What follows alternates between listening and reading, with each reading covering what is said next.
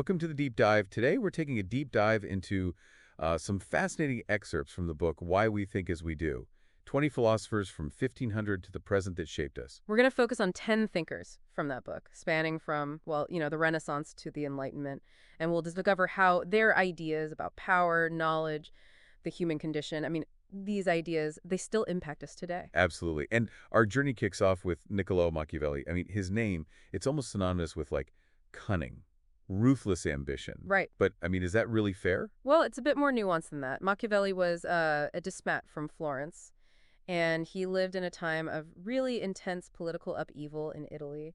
His most famous book, The Prince, is often seen as like a guidebook for rulers on how to gain and maintain power, even if it means, well, resorting to some less than savory tactics. Oh, so he's like the original the ends justify the means kind of guy.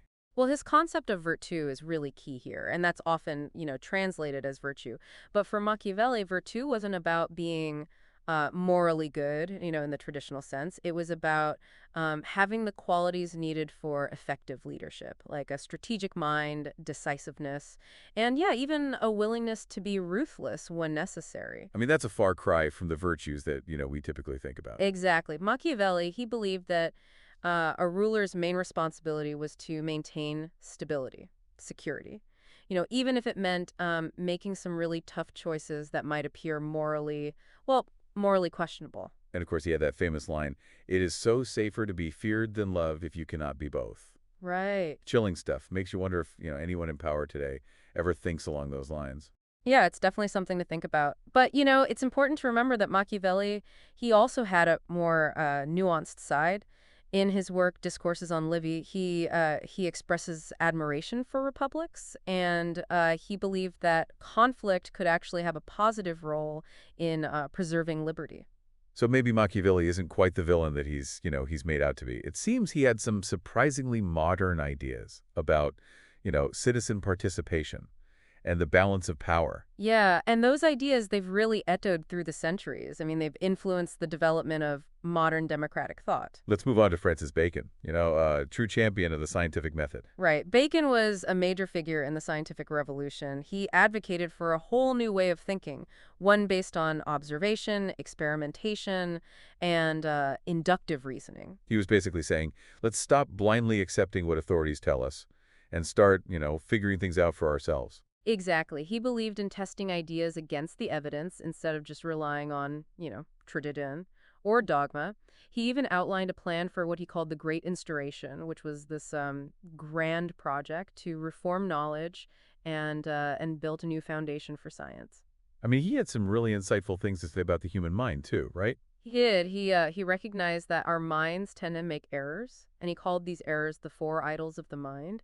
And these idols are kind of like mental traps, that can lead us astray, like biases or, relying on misleading language, clinging to old beliefs, and so on. That's so relevant even today. We're constantly bombarded with information from every direction, and it's so easy to fall into these traps, biases and misinformation. Yeah, Bacon's emphasis on critical thinking and skepticism, it's more important now than ever, I think. In this our information-saturated world, he reminds us that we should be questioning assumptions, demanding evidence, and being wary of those easy answers. So Bacon, he was all about this rational, evidence-based approach to knowledge.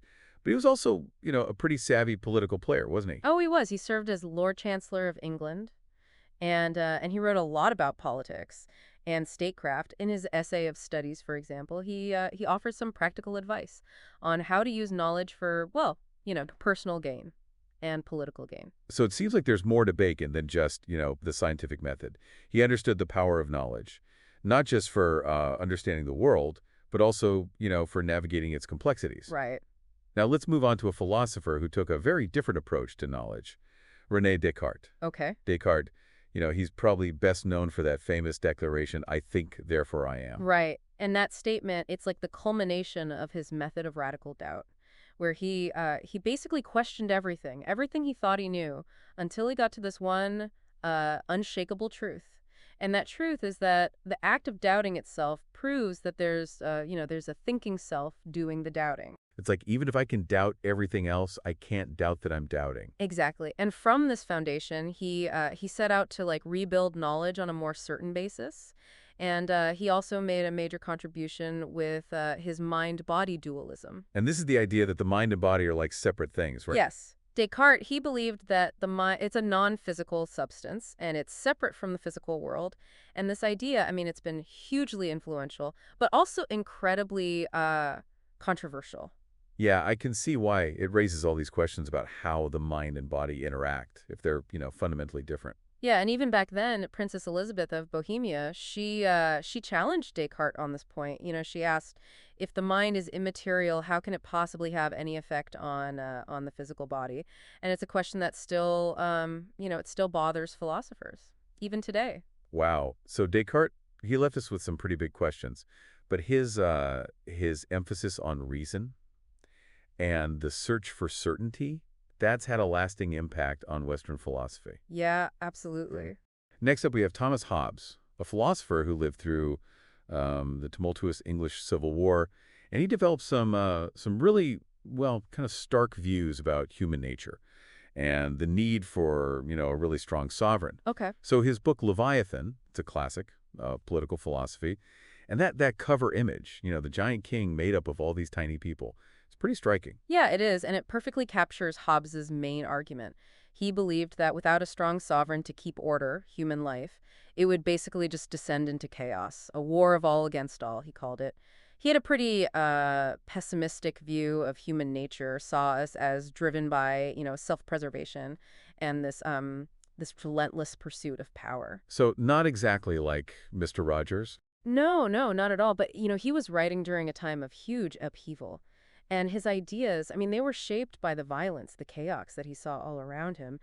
To avoid that state of nature, Hobbes argued that we enter into this, what he called a social contract, where we give up some of our freedom, our individual freedom, to a sovereign in exchange for, security, order. So he's saying that powerful ruler, that's the price we pay for peace, stability. But I mean, is that trade-off always worth it? What about, individual liberty? Well, that's a question that's been debated ever since Hobbes wrote Leviathan.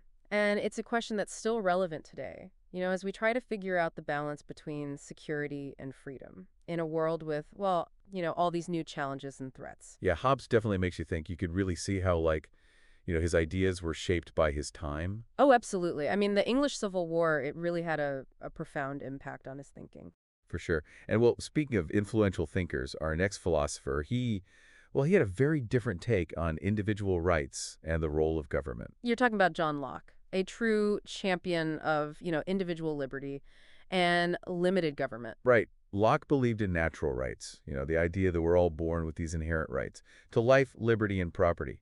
It's, well, it sounds pretty familiar. It would. Locke's ideas, they had a huge impact on the American Declaration of Independence and the founding of the United States. Thomas Jefferson, I mean, he was one of the authors of the Declaration, and he was deeply influenced by Locke's philosophy. So Locke believed that the government, well, they should be protecting these natural rights, not, trampling on them. Exactly. He argued that government, it should be based on the consent of the governed, and that individuals, well, they have a right to resist tyranny.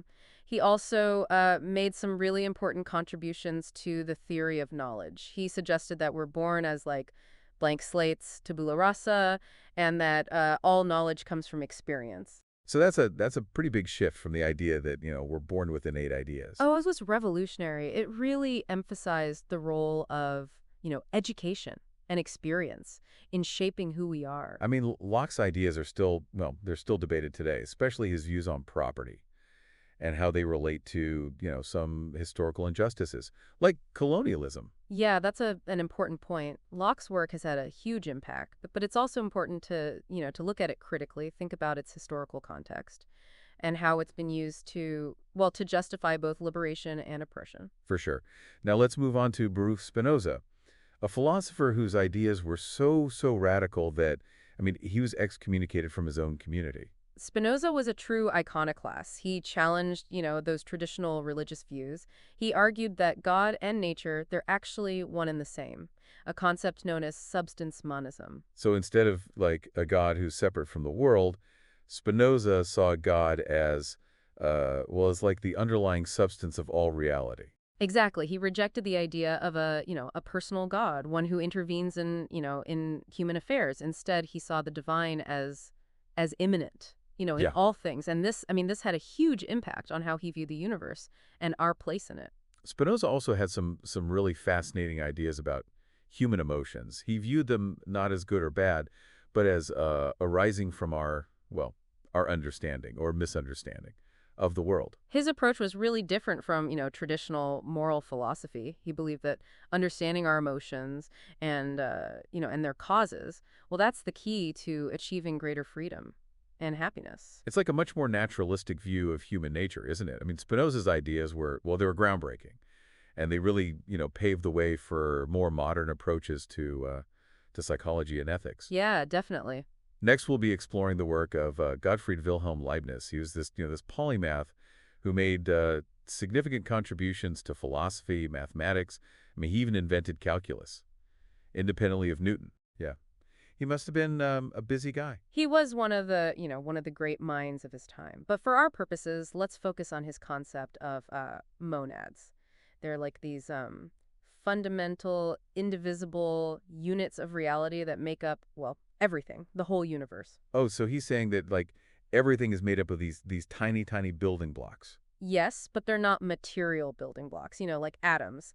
Leibniz described monads as windowless, meaning that they don't interact directly, but they're perfectly coordinated by God to create the harmonious universe that we experience. It kind of sounds like this cosmic clock where everything is, pre-programmed to work together. That's a good analogy. Leibniz, he believed that we live in the best of all possible worlds, which might sound a bit overly optimistic, but it reflects his view that, God created the most perfect and harmonious universe possible. I can see how that idea might be, comforting to some people, but it raises these questions about, the problems of evil, suffering. I mean, if this is the best possible world, why is there so much pain, so much injustice? That's a question that philosophers have been, wrestling with for centuries.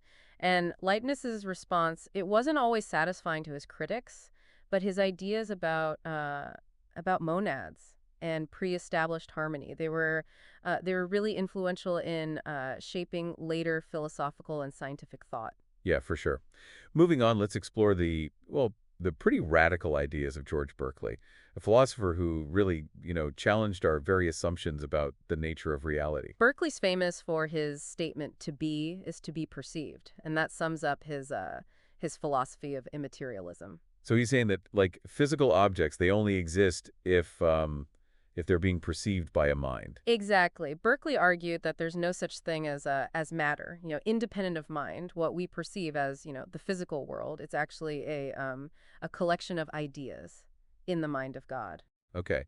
Wow, that's a mind-bending concept. So does that mean that, like, if no one's looking at a tree, it stops existing? Berkeley would say that the tree still exists because, well, God is always perceiving it. He didn't believe in a world that was devoid of any perceivers. Right. Right. Okay. I can see how that, solves that problem.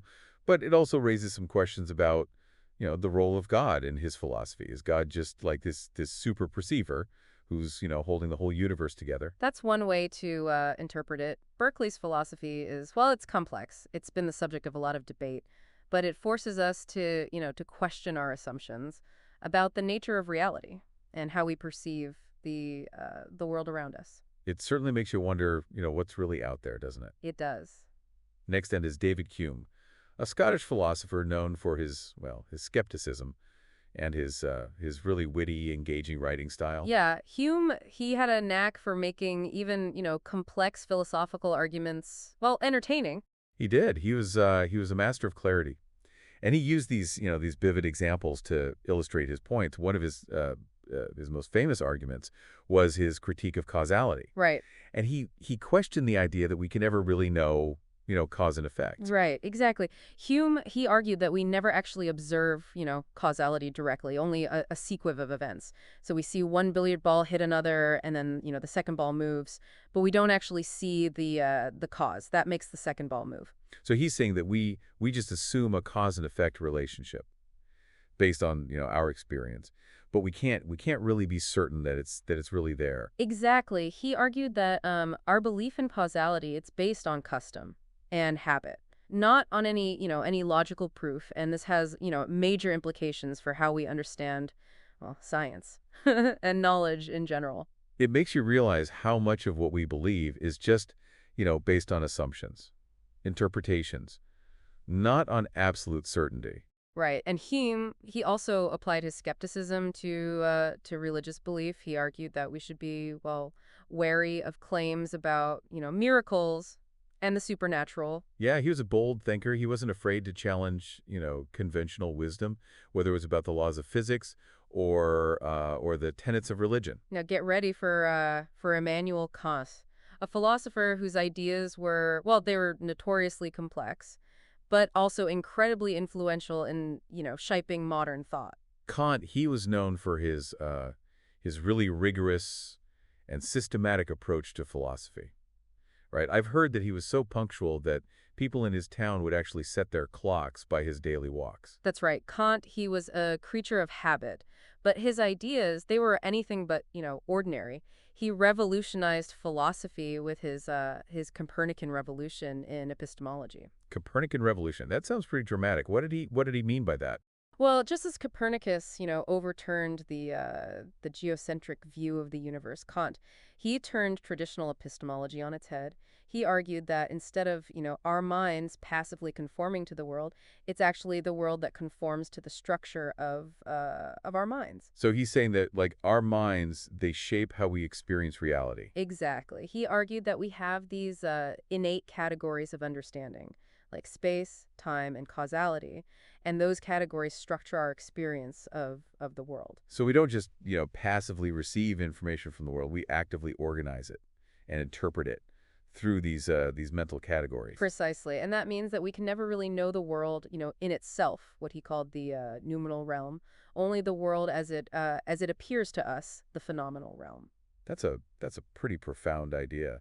Makes you wonder how much of what we perceive is really, out there and how much is just a product of our own minds. Right. And Kant, he also made really significant contributions to moral philosophy with his concept of the categorical imperative. Oh, right. That's his famous ethical rule, right? Acting according to principles that you could, that you could universalize. Exactly. Kant argued that morality, it's grounded in reason, not in, feelings or consequences. He believed that we should act only according to principles that we could will to become, universal laws. So if you're thinking about doing something, you should ask yourself, would I want everyone to act this way?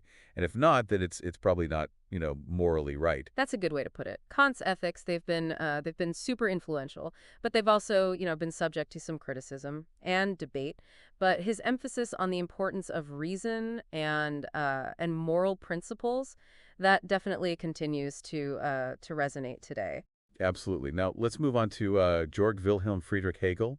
He was a German philosopher known for his really complex and often challenging ideas about history and the development of human consciousness. Right. Hegel believed that history it unfolds through this dialectical process of, thesis, antithesis, and synthesis. So it's like an ongoing intellectual tug of war where ideas clash and they eventually give rise to new more comprehensive ideas. Exactly. Hegel, he saw history as this progressive unfolding of what he called spirit or Geist, basically the collective consciousness of humanity, moving towards a state of greater self-awareness and freedom. So he saw history as moving in a positive direction towards greater rationality and enlightenment. He did. He believed that history is driven by reason, even if it often seems, messy and chaotic on the surface. Right. But I mean, history isn't always, a story of progress. There have been setbacks, regressions,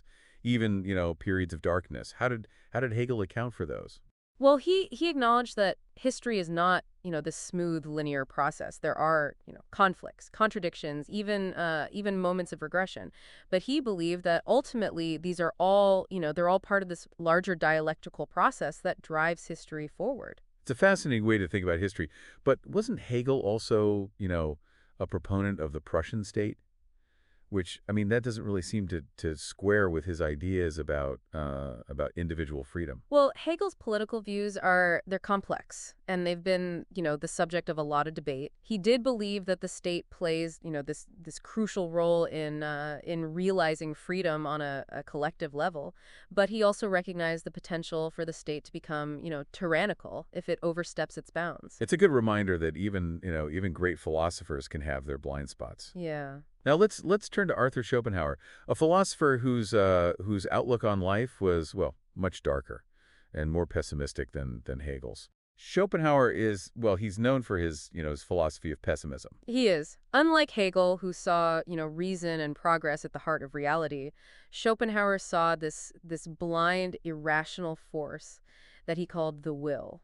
So not willpower in the sense of like determination. No, this will, it's like this primal cosmic force that drives all living things, including, us. It's insatiable, and it's, constantly striving, leading to this cycle of desire, frustration, and suffering. That's a pretty bleak view of human existence. Is there any hope for happiness or meaning in Schopenhauer's philosophy? Well, he did offer a few pathways to escape, at least, temporarily, from the will's grip. One was through aesthetic contemplation, particularly, experiencing great art or music. So art as like a refuge from the relentless striving of the will. Exactly. He saw art as allowing us to, to transcend our individual desires and to contemplate the world from a more detached perspective. And he also saw music as a particularly powerful art form, right? He did. He believed that music could directly express the essence of the will, bypassing, the limitations of language and concepts. So for Schopenhauer art and music, they could offer these moments of respite from the suffering that he saw, as well as just inherent in human existence. Yeah.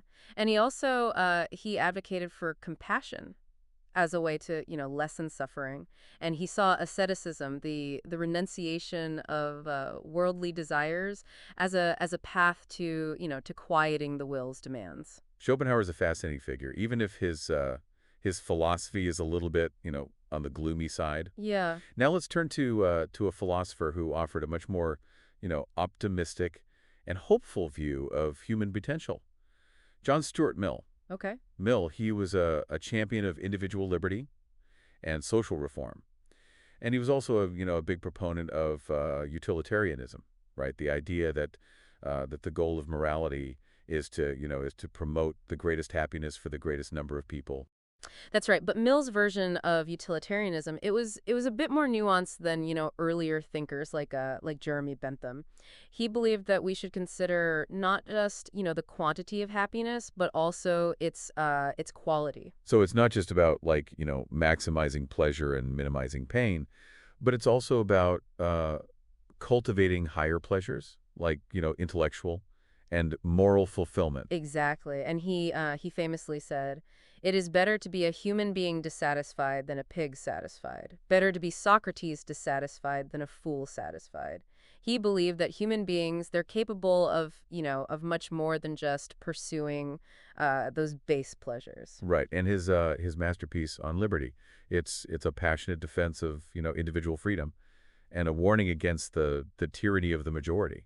He argued that individuals should be free to pursue their own good in their own way, as long as they don't, harm others.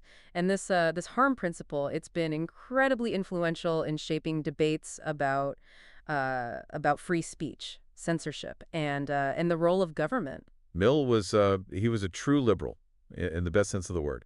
He believed in individual rights, limited government, and the power of reason, and open debate to solve social problems. Yeah.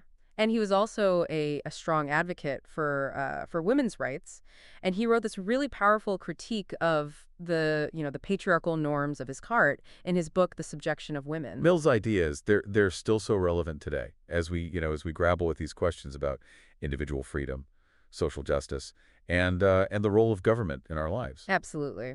Now let's turn to Karl Marx, a philosopher and economist whose critique of capitalism has had this this profound and lasting impact on the world. Okay.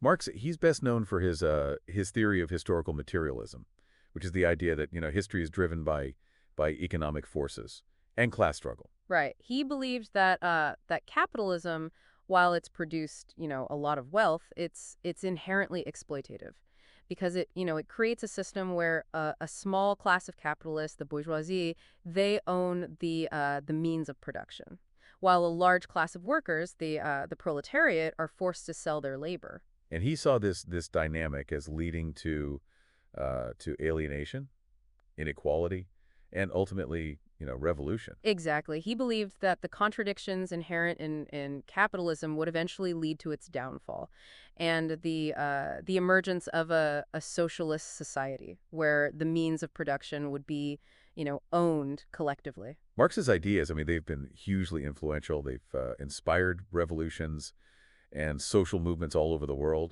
Yeah. Whether you agree with his conclusions or not, there's no denying that Marx offered, this powerful critique of the injustices and the inequalities of capitalism. His work, it continues to be studied and debated today, as we grapple with issues like wealth inequality, labor rights, and the role of globalization in shaping the world economy. Now let's move on to Friedrich Nietzsche, a philosopher who challenged conventional morality and those traditional ways of thinking in a way that, well, few others have. Nietzsche was this radical thinker who questioned the very foundations of Western civilization, including religion, morality, even the concept of truth. Right, and he's famous for that declaration, "God is dead," which, I mean, it wasn't meant to be a literal statement, right? It was more of a provocative way of announcing the decline of traditional religious belief and the need for new values in a secular age. Exactly. He believed that with the loss of God as the ultimate source of meaning and morality, humanity was, well, faced with this profound challenge to create its own values and meaning in a world that seemed meaningless. That sounds like a pretty daunting task. It is, but Nietzsche he embraced this challenge with real gusto. He was a brilliant stylist. He wrote in aphorisms, parables, and this poetic prose that made his work both challenging and incredibly rewarding. He's not an easy read, but he's definitely thought-provoking. One of his key concepts is the will to power, which he saw as, the fundamental drive behind all living things. Right. But Nietzsche, he didn't see the will to power as simply a desire for domination or control. He viewed it as a creative force, a drive for self-realization and overcoming obstacles. And he also, he critiqued what he called slave morality, which, he saw as this system of values based on resentment and weakness that, undermines strength and individuality. Right. And he argued for a revaluation of all values, urging us to move beyond good and evil, not in a nihilistic sense, but in the sense of creating our own values based on, this life-affirming embrace of our full potential. Nietzsche's ideas, I mean, they've had this huge impact on philosophy, literature, even psychology. He continues to challenge us to question our assumptions, to embrace our freedom, and to create our own paths in a world without easy answers. Yeah, absolutely. Next, we'll dive into the world of Ludwig Wittgenstein, a philosopher whose work has had this profound impact on how we think about language and its relationship to reality.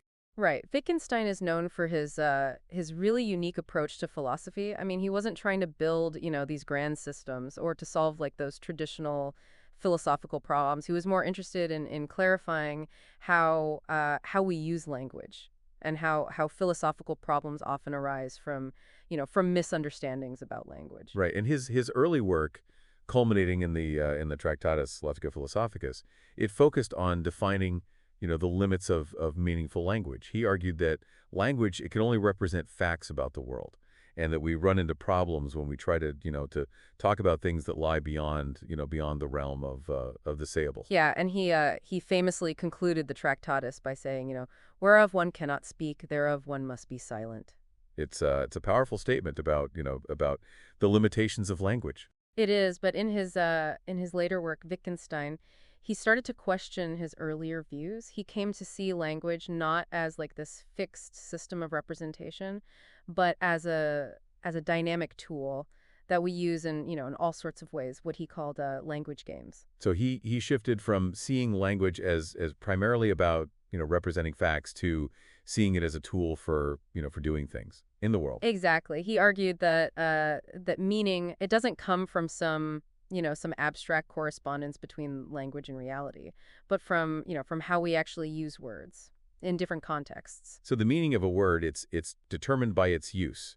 It's like, how the meaning of a hammer is in how it's used to drive in nails. That's a good analogy. In Wittgenstein's later work, it's been hugely influential. I mean, in fields like linguistics, cognitive science, even artificial intelligence. Now, let's explore the work of Martin Heidegger, a German philosopher who, well, he revolutionized phenomenology and existentialism, but his association with Nazism it continues to cast a shadow over his legacy. Heidegger's work is, well, it's both brilliant and deeply problematic. His magnum opus, Being in Time, it's a groundbreaking text that explores the fundamental question of what it means to be. He argued that Western philosophy had lost sight of this question, focusing instead on specific entities and their properties. So he wanted to kind of get back to the basics, to the very ground of existence itself. Exactly, and he focused on the human being, what he called Dasein, as the entity for whom being is a question. He argued that our existence isn't defined by some abstract essence, but by our concrete lived experience of being in the world. So it's not about like, what we are in some theoretical sense. It's about, how we actually experience the world around us, how we relate to other people, how we confront our own finitude. Precisely, and Heidegger he saw human existence as characterized by these fundamental moods like anxiety, boredom, and most importantly, care. Care. That sounds, that sounds a little different from the usual existentialist themes of like angst and despair. Yeah, Heidegger's concept of care, it's not about being nice or nurturing. It's about the way the way we're always already engaged in the world, concerned with things, projects, and other people. So we can't not care about things. We're always involved in some way. Exactly. And Heidegger believed that facing, our own finitude, our being toward death, well, that can jolt us out of these inauthentic ways of being and allow us to live more authentically, embracing the possibilities that are open to us. Heidegger's ideas about authenticity and being in the world, they've been hugely influential.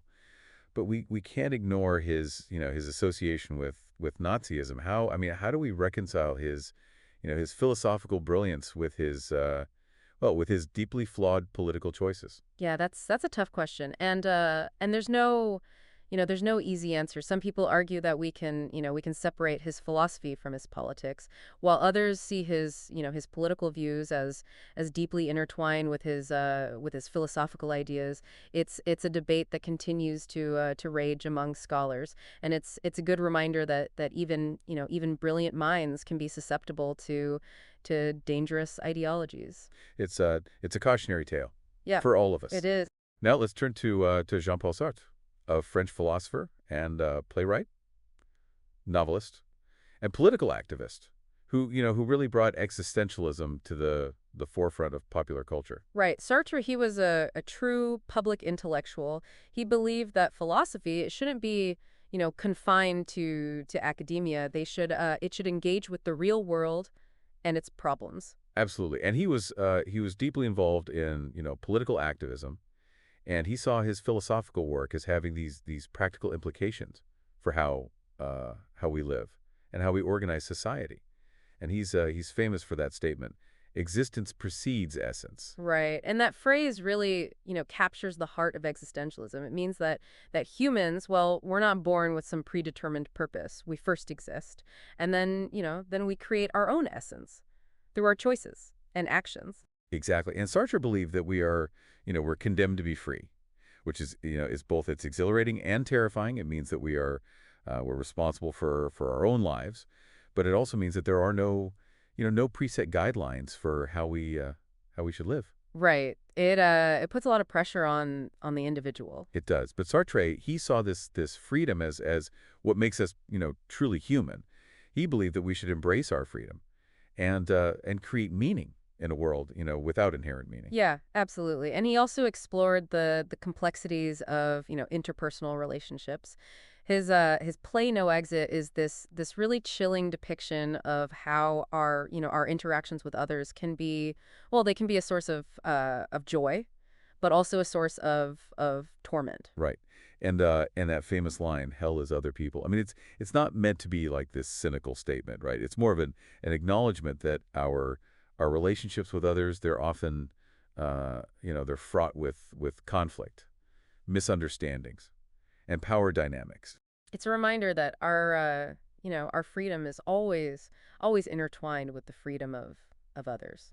And navigating those relationships, it can be incredibly challenging. It can. Next up, we have Michel Foucault, a French philosopher and social theorist whose work, I mean, it's been incredibly influential in so many fields. Foucault, he was a master of genealogy, tracing the historical development of, ideas, institutions, and practices to show how they've shaped, our understanding of the world. And he was particularly interested in how power operates in society, not just through those obvious means like laws and governments, but in those more subtle ways through language, norms, institutions. Right. And he famously said power is everywhere, not because it embraces everything, but because it comes from everywhere.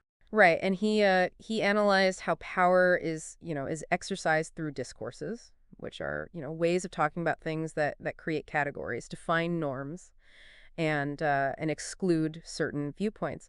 He examined how institutions like prisons, asylums, and hospitals have, historically been used to control and regulate people who are deemed deviant or abnormal. And his work on the history of sexuality, that was especially groundbreaking, wasn't it? I mean, he challenged this idea that modern society has become more repressive about sex. And he argued that, well, we've actually seen this explosion of discourses about sex, which is a way of managing and controlling sexuality. Exactly. For Foucault, knowledge and power, they're intimately connected. He believed that, the way we understand the world is shaped by power relations, and that those in power, well, they often use knowledge to control and dominate others.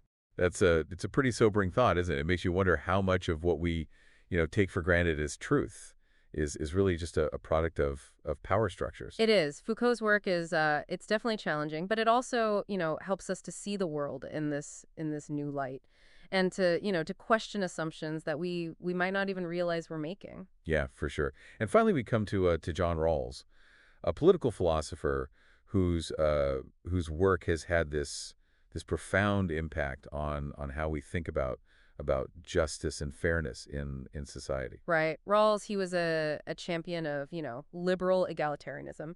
And his masterpiece, A Theory of Justice, it's a groundbreaking work that tries to provide a philosophical foundation for a just and equitable society. He argued that justice should be understood as fairness, meaning that a just society is one that's structured in a way that's fair to all its members, regardless of their social position, their talents, or even their luck in the genetic lottery.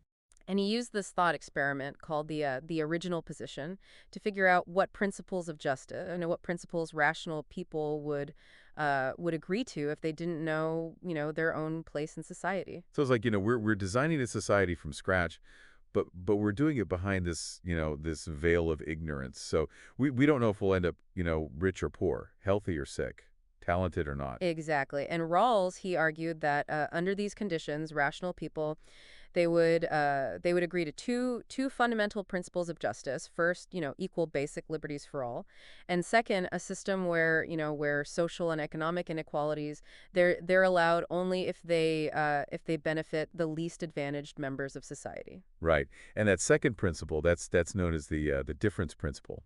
And it essentially means that we should strive for a society where the gap between, the richest and the poorest is as small as possible, and where any inequalities are structured to benefit those who are worst off. It's a pretty radical idea, at least, in the context of most modern societies. It is, but Rawls, he believed that it's the most just and equitable way to structure a society, and his work it's been incredibly influential in shaping debates about social policy, welfare programs, even global justice. Well, that was quite a journey through some of the most, influential minds in history. Yeah, and we've only just scratched the surface.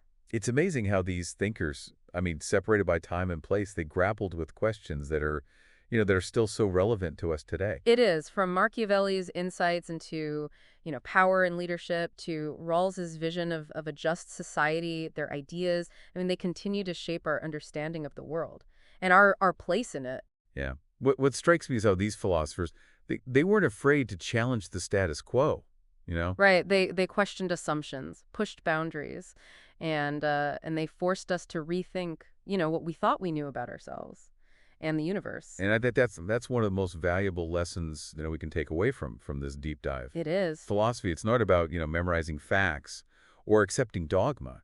It's about, cultivating this critical, questioning mind. Exactly. It's about engaging in a dialogue with the great thinkers of the past and using their insights to navigate the complexities of the present.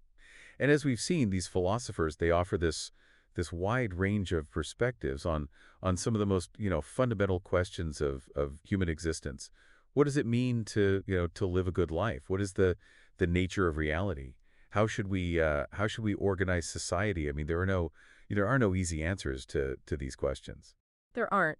But, by engaging with the ideas of these philosophical giants, we can gain a deeper understanding of ourselves and the world around us. We can learn to think more critically, more creatively, and more compassionately. And perhaps most importantly, we can develop the courage to challenge, our own assumptions and to strive for a better future. Absolutely. So as you go about your day today, consider the ways in which these philosophical ideas are still at work. Yeah. You might be surprised to find them lurking in unexpected places. In the news, in your conversations, even in your own thoughts. Right. And maybe, just maybe, this deep dive has inspired you to explore some of these thinkers further, on your own. Yeah. There's this whole world of ideas out there waiting to be discovered. And who knows, maybe you'll even be inspired to contribute your own thoughts to this ongoing conversation about what it means to be human. That's what's so exciting about philosophy. It's this never-ending journey of discovery and exploration. So keep questioning, keep exploring, and keep thinking deeply about the world and your place in it. Yeah, great advice. And that's it for our deep dive into the world of philosophy. We hope you've enjoyed the journey. Yeah, we'll see you next time on the deep dive.